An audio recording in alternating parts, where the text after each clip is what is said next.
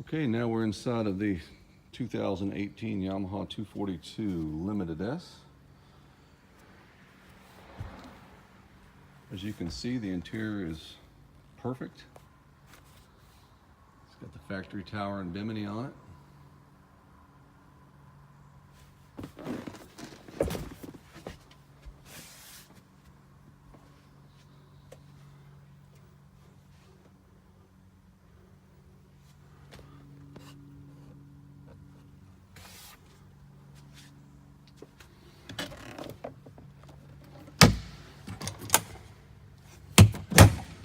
No shortage of storage on this model.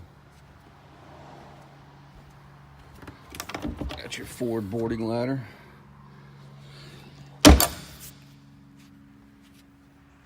No blemishes, no tears, nicks, nothing. It's got less than an hour. It's got 0.6 hours. You've got a nice storage down here. The skis do come with it if you're into skiing. Nice storage here that can also be used as a porta toilet. It doesn't have one currently, but you can put one in there. And there's all the fill cushions that came with it.